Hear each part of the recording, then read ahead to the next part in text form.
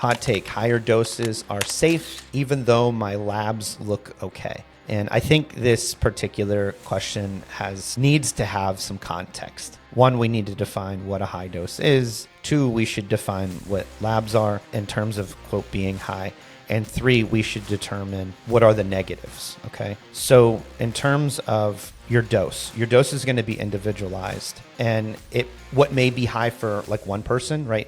If I have a guy that's 5'6" and 130 pounds, he's not going to need the same amount of testosterone as a guy that's 6'4", 260. It's just not going to happen. Obviously, the guy that's bigger is probably going to need more androgen. He just has a bigger frame.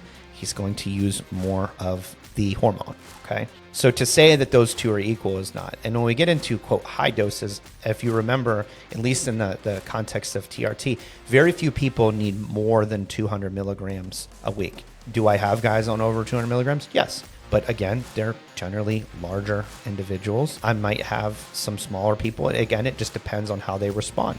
I don't have anybody over 300 milligrams a week, I could tell you that, which, we would start cresting into, quote, high doses. I know people that use androgens for performance are going to be well over that amount, 400, 500, 600 plus a week, sometimes upwards of a gram or more a week.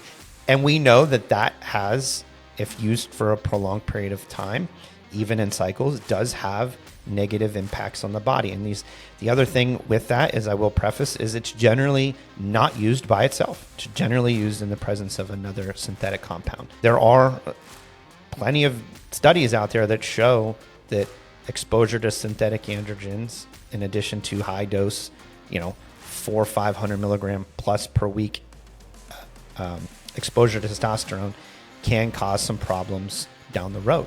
And it's not just with, left ventricle hypertrophy. It's also with your lipids and this, that, and the other. So there's a litany of there. So there is a line that we kind of have to draw on what's safe and what's not. And does that mean if you went and took 800 milligrams of testosterone that you're just going to flop over and have this problem? No.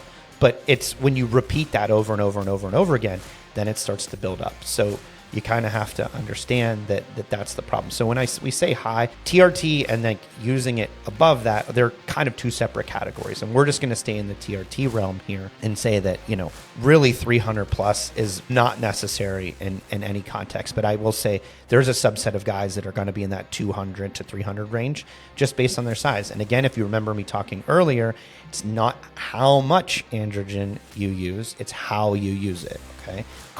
Engines they got bigger for a while, but then they got smaller and they were able to build the same power out of it. They didn't, continue to grow. They became more efficient.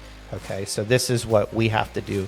We have to dial in the efficiency based on a few things.